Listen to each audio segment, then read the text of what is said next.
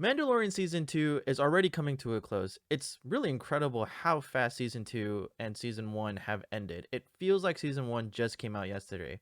Now, episode 7 did not have the same hype as episode 5 and 6. Whether you watched the Star Wars TV shows or you watched all the movies recently, you know that episode 5 and 6 just hit fans in the nostalgia feel all the way. So episode 7 didn't have that same impact, but something extremely important happened in episode 7 that could dictate and change the future of the Mandalorian for a long time. So let's make some predictions about what that important scene is going to do for the future of the Mandalorian, and especially for the main character. Greetings, fellow nerds. Welcome to another Nerdful video. We talk about video games, board games, TV shows, animes. We also play MTG daily. So if any of that stuff piqued your interest, consider hitting that subscribe button down below so you just have a little bit of an easier time finding me in the future. So episode 7 had a lot of information that was recently released. Some of it was said very, very quickly. So we found out that Fennec and Boba Fett are wanted by the Imperials, which is an interesting thing because Boba Fett used to strictly work for the Imperials. Like, he was kind of like a bounty hunter for the Empire. So it'd be interesting to see why he's kind of on a wanted list, even though he was like Darth Vader's right hand man in a certain sense. Also, I gotta say this, they cleaned up his armor really nice, and I'm really excited to see if he did any potential upgrades with that armor. Hopefully we'll get to see some of that in the next episode, aka the finale. So episode 7 had a lot of Easter eggs for the fans. Probably the biggest one, if you ever played Battlefront 2 and you played the campaign, you'll recognize the name Operation Cinder. That's the main operation that your main character goes through that really changes how the main character will serve in their own interest in the future, because they realize, wait a minute, Operation Cinder is not really a thing that's supposed to be helping the Empire. It actually just seems like a really stupid idea. Therefore, I'm going to go defect to the rebels. So it had not only a huge impact for Mayfeld, but for the main protagonist in Battlefront 2. And you can kind of see why it has such a big impact if you played the game, that is. If you didn't, I would just go ahead and like watch a cutscene on YouTube, and you can really figure out why Operation Cinder is such a big deal to Mayfeld. Now, of course, bigger things happened in episode 7. The first thing being is that the Mandalorian took off his armor and is wearing regular stormtrooper outfit. Well, in this case, it's not stormtrooper. If you didn't know, he was actually wearing a tank trooper armor, a type of stormtrooper variant that is relatively new. You might recognize them from Rogue One. So anyways, that was the big thing that happened, and Mayfeld is kind of laughing all about it, and he's saying, oh look, you're such a high and mighty Mandalorian, and now you're wearing grunt armor. And we can kind of see the impact of that as he gets into the fights. He doesn't have the overpowered Beskar armor to protect him, whereas he might have just been able to obliterate all those pirates in like 3 seconds. The tank trooper armor gives him a huge disadvantage, and you can see that he's a little uncomfortable with it. Now, of course, I'm not here to give you a summary. You've already probably seen the episode if you're watching this video at this point. What I'm here to talk about is the biggest thing that happened in episode 7. And again, I have to say, not a lot of huge things happened. It was just more of like jaw-dropping moments. When he comes out with the tank trooper armor, that's a little bit like, oh, whoa, okay, like that's a little strange. But of course, the biggest thing is when he goes in to scan for the Moff Gideon's location, he is forced to take off his helmet, a decision that, you know, he feels like is extremely wrong as a child of the Night sect of the Mandalorian clan, and he chooses to do it, which is huge because it's not just him going to a corner changing into tank trooper armor. He's in front of a lot of people, and more importantly, he's in front of Mayfeld, who recognizes him. So now the big question is, what does that mean, and how does the character develop from here? Because even though Mayfeld says he's going to keep his mouth shut, and even though Mayfeld is on his own, this is a huge character development moment for the Mandalorian, and it will probably dictate how he will behave in the future. And of course, it shows how strongly he cares about Grogu. And I gotta say, that message he sent to Moff Gideon, it's a bit of a slap back, kind of like a punch in the face, saying, you know, you actually don't know what you are holding on to. You actually don't know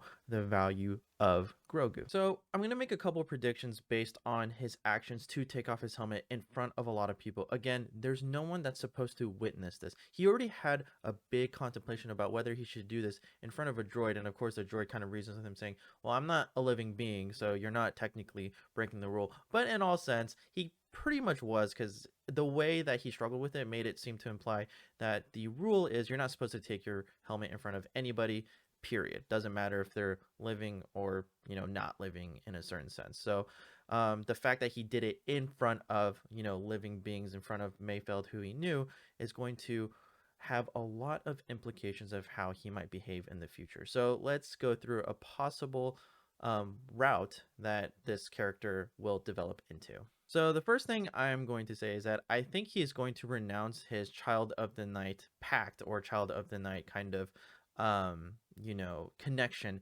to the Mandalorian clan, because he is willing to essentially break off his entire lifestyle, his entire upbringing, his entire origins, essentially, to protect Grogu. So I think that will be kind of something that comes along in the future.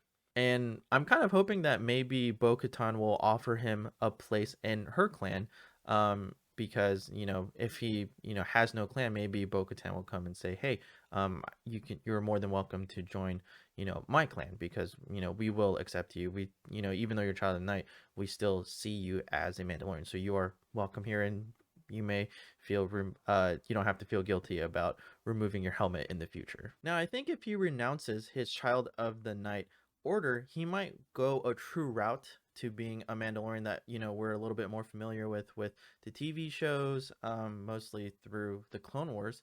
And I think that this will maybe give him a sense to claim the Darksaber for him, to be leaders of the Mandalorians in the future, which would be kind of insane, because it seems like the Child of the Night Pact is a little bit more like rejected, or not really recognized by other Mandalorian clans. But if he chooses to renounce that, and he chooses to follow the common way that we're a little bit more familiar with, or even join in Bo-Katan's clan, he might we might see him in the future claim the Darksaber, claim himself as leader of Mandalorians, and people won't question it, because now there is this shift. Now, of course, I still think at this current point in time in season 2, the ending of season 2 and the beginning of season 3, Bo-Katan and Boba Fett are probably still more likely to wield it in the near future, but later on we might see the main character, the main protagonist, claim it, or wield it,